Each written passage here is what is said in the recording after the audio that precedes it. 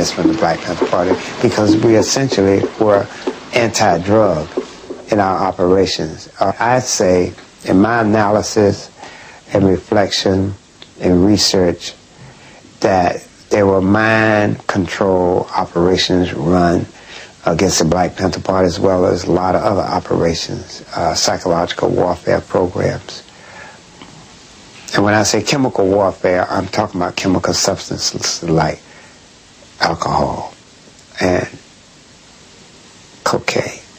MK Ultra was what you might call a research program by the CIA to determine if psychotropic drugs, mind-altering drugs, might be used for intelligence purposes, either for chemical warfare, for the interrogation of intelligence assets, or the neutralization of targets. See, you have to remember, if you read some of the COINTELPRO documents, they had a psychological profile on Huey, on me, on Eldridge.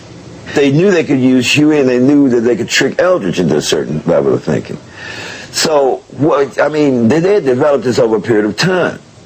Now, here we got a situation where you got some party members that talk to me that they believe Huey got duped in to, on a small scale level, methodologically destroying the party. And the party basically went from a people's organization to Huey's private army. That's basically what happened. It was agreed that I would run for mayor of Oakland, and then Huey insisted that Elaine Brown had to run for city councilwoman at large. We lose the goddamn campaign. And then I found out, late May 1974, that Huey was trying to take over the drug trade in Oakland, California. So I said, Huey, the party is over. The committee will resolve itself into executive session. The room will be cleared and swept. No director of the National Security Agency has ever before been required by Congress to testify in open session.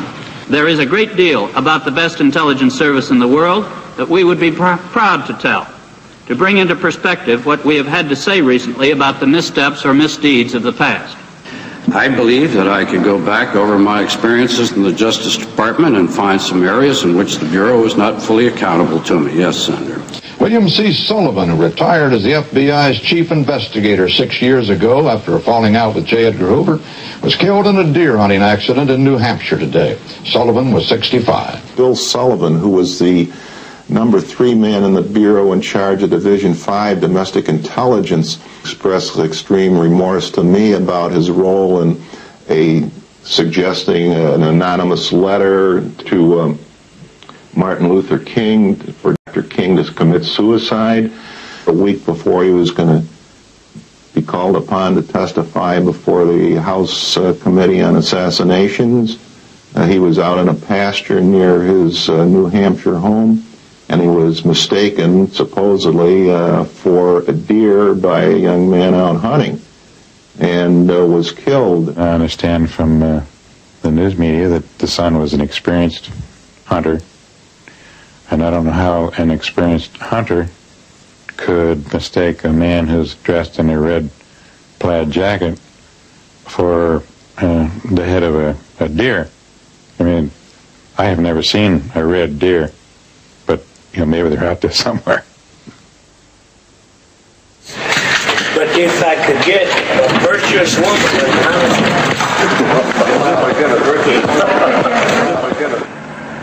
who's the boss? Well, in a human society, there aren't really any bosses, but who is the real leader and who is the person whose words are most meaningful to the party as a whole? There isn't any question about it. I mean, it always, that Huey is that person. I had the distinct impression consistently from 1971 that Ms. Elaine Brown was a highly placed intelligence operative inside the Black Panther Party. I think Elaine Brown came in through Earl Anthony, and she followed the same course of devious type of activities.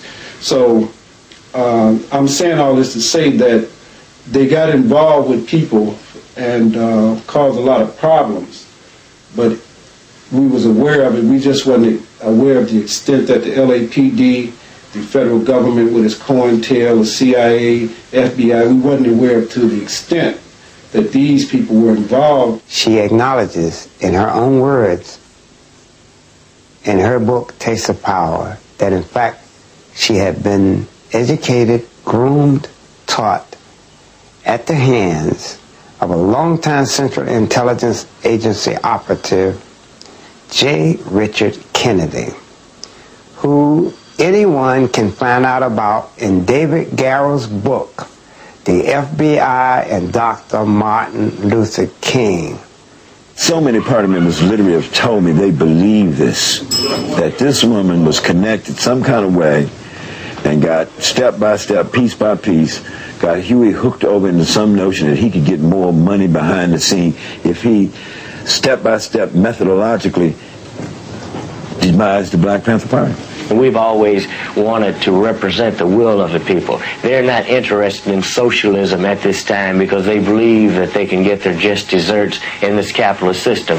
When the people democratically want to change in system to a socialist system, then the party will be the first to have solidarity. John Stockwell, former station chief of the CIA in Angola, he said, well, I want to say this to you very clear. The Huey P. Newton that people see today is a direct result of operations run by the Central Intelligence Agency to ensure that he would turn out the way that he is. Some people have a distorted view of me, and it gives me very much trouble. It adds to the sort of timid personality that I already have. It makes me uncomfortable because I know that I can't give them all of those things that their idol is supposed to.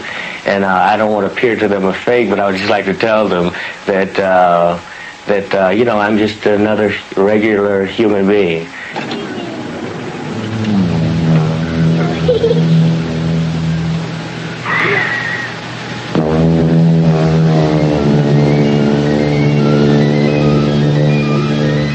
Huey P. Newton was never the same.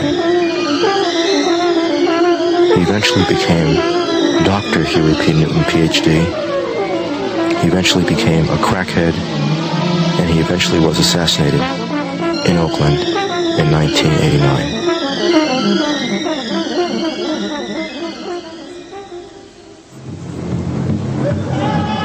In the course of our journey, we discovered that certain individuals involved in the demise of the Black Panther Party were also the same individuals who were involved in the demise of the American Indian Movement.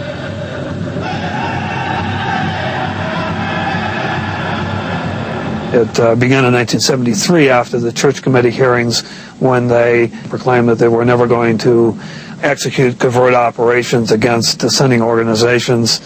Yet, at the very time they were conducting such an operation against the American Indian Movement, a program directed towards the American Indian Movement very similar to the program directed against the Black Panther Party. The same bag of tricks in each case. You have a very concerted disinformation campaign. You have the insertion of infiltrators and the development of informants. The use of the infiltrators as provocateurs, attempting to convert bona fide activists into provocateurs or disruptive elements within their own organization. They literally would unleash death squads to make sure that the people who were living on the $1,200 a year in the tar paper shack would continue to live on the $1,200 in a tar paper shack.